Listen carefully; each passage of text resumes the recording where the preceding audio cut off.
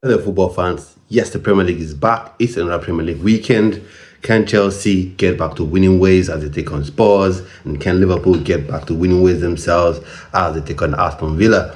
So let's dive straight into it. So Liverpool take on Aston Villa today. I think that last fixture for today. The question is, can they come back to winning ways, or would this be a fifth? Is it fifth consecutive loss? 5 losses in a row for Arne Slot, or would we see something different? Now, they fell victim yet again to long throw from none other than Michael Oluwa, long throw in Kayode.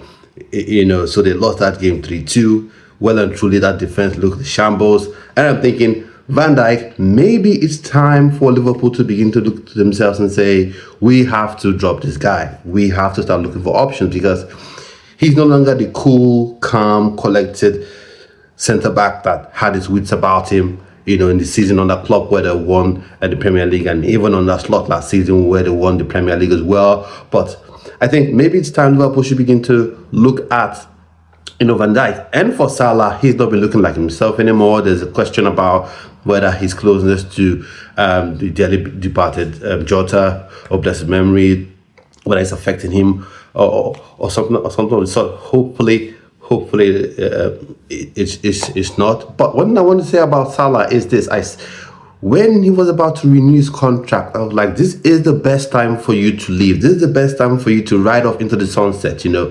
After winning, Premier League, you've been a legend for the club Liverpool. You won the Premier League, you won the Champions League, and then you won the Premier League when you come towards the end of your career, right? Looking at Salah's age, though he looks fit and all, but for that time he's gradually tapping on his shoulders. Now that's a dream scenario for anybody at the club. You just say, okay, come on, club, goodbye. I'll go to Al Ittihad, or I'll go to Al Nassr, or another club in the Saudi Pro League that wants to sign me, get a ton of money, and just live my life. And while I'll leave an indelible mark on Liverpool to say, yes, Mo Salah was here, he came, so conquered, indeed a legend of the club. But he stayed, he renewed the contract, and when I raised this up, some people felt like, oh, you're trying to take digs, oh, this is what people want to see, it's not all about money. Sometimes the best time to let a player go is a year before their performances drop. So at least you can get good money for the player off the back of a Premier League title, even in the Saudi Pro League club, even if it's a club outside the Premier League, they'll say, okay, he still has something to offer. But when you let a player plummet, his form plummet, then that just means to other clubs say, he's not quite good, he's still a star, a legend, but are we sure we want to pay top dollar, top pound, top naira even for this player? So let's see if Liverpool are able to come back to winning ways. But I think Aston Villa will be a tricky test. But Aston Villa themselves, they are susceptible to quick counter-attacks. But let's see what happens with that one. So I'll just go with Liverpool 1-0 win. Or a win by one goal man is a 1-0, 2-1 win. But if Aston Villa were to win, I wouldn't be all too shocked. Now, going to Chelsea, talking about Chelsea, right off the back of winning the Carabao Cup fixture against Wolves, you'd feel Chelsea fans should be hyper confident going into this London Derby versus Spurs. But look at the performance. The first half, I think they were very good. Cruised through Wolves, got 3-0 ahead, and then you're thinking, happy days, Chelsea fans, you can just relax. Take your time, get yourself a coffee, get yourself a bottle of wine, and just chill and enjoy the game all through. But no, that was not the case. So 3-1, Tolu Arokodare, the Nigerian international striker, gets one goal back in the second half for Wolves, and you're thinking, okay, 3-1, you see this out, or 4-1, that even spurs you on to go on to score one or two more goals, so 4-1, 5-1 win. But doesn't happen that way. Wolfer gets a goal, and this is the thing I have with Chelsea and other Premier League clubs as well. I don't know why they make it difficult for themselves to defend against long throws, which is everyone packs themselves towards the guy that's going to win the ball. The long throw isn't about the guy that wins the ball. It's about the chaos it causes It's about the flick-ons that come off it, and it's more importantly about the second ball. So when you have yourself just packed up, right where you have 2 or 3 opposition players and the ball is flicked up, then there's chaos.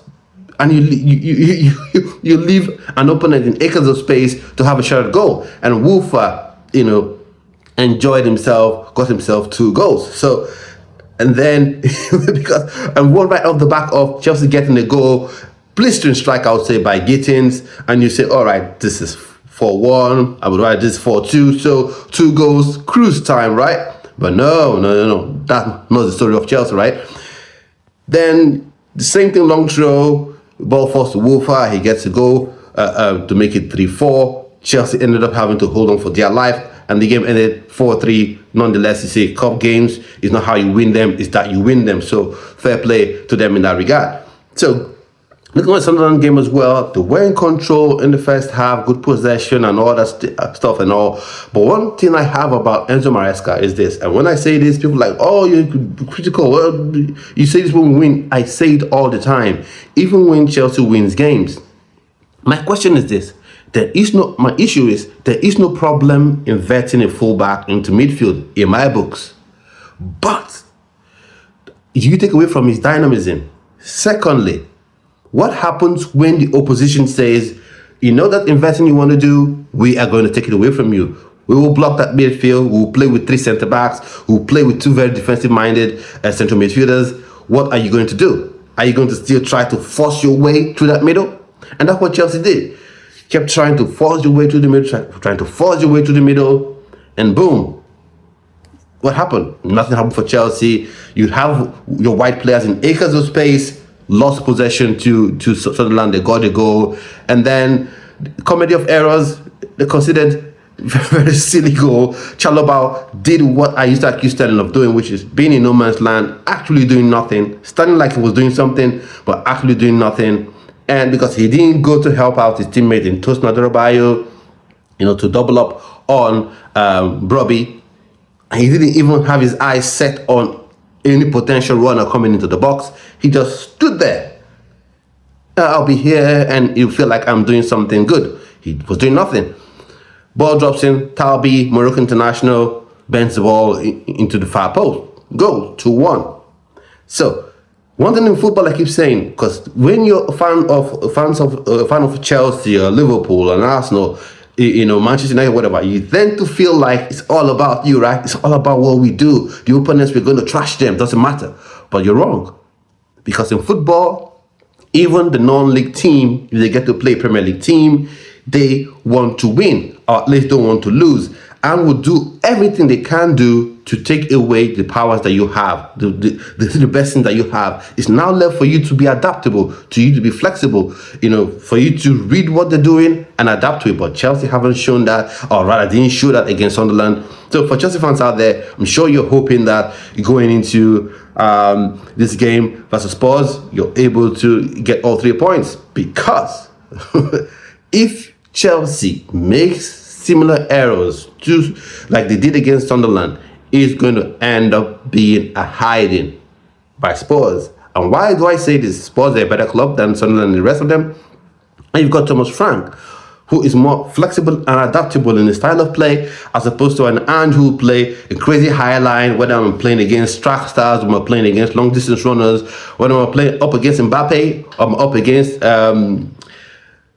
Miroslav Klose, I will still play with a crazy high line. It doesn't matter. But Thomas Frank is a lot different. Now, Chelsea can win this game, 100% can win this game, but if they make those silly mistakes, they'll end up losing this one. So for me, I want Chelsea to win, obviously, but I just have to be objective here. I would say this would be a 1-1, 1-1 draw. That's how I see it. And then the last game I'll be talking about, highlighted on here right now, is the Naija Derby. That is Fulham taking on Wolves. And Tolu Arokodare, I'm sure he's brimming with confidence off the back of that goal versus Chelsea. Nice, tidy finish. Controls the ball with his left. Let the ball flow onto his right. Finishes it top corner. Far post. Brilliant days for him. That's the second goal for Wolves, and I'm sure he'll want to build up on that confidence. Now, Talking about Fulham, of course, there has to be two sides who share the same thing for it to be a Naija Derby. Of course, you have your Calvin Bassey, you've got Samuel Chukwueze, you've got your Alex Iwobi that could all feature, they could all start. Of course, Calvin Bassey will start, I think Alex Iwobi will start, Samuel Chukwueze, not quite sure. He may have to come off the bench. But this one, I just think Fulham might just win this one. I just have the slight feeling that they might win this one, but Tolu Arokodare, I think, will be a handful for the Fulham defense. Hopefully, he gets to start. And from a Wolves fan's perspective, I want to ask you guys out there if you're watching this. Now, wouldn't you like to see Strand Larsen paired up with Tolu Arokodare, go with 5-3-2, have two giants in the midfield, in attack, so you can whip those balls in and let Tolu Arokodare have people he can play off of. I've said this about Nigerian fixtures as well, that Tolu Arokodare can be that guy that attracts the ball and it flows off him to his wingers, to his strikers. Maybe that way he gets to try, but I just have a sneaky feeling that Fulham would be winning this one. So let me know your opinions about the game, and I'll see you on another video on this channel. So stay well, stay blessed.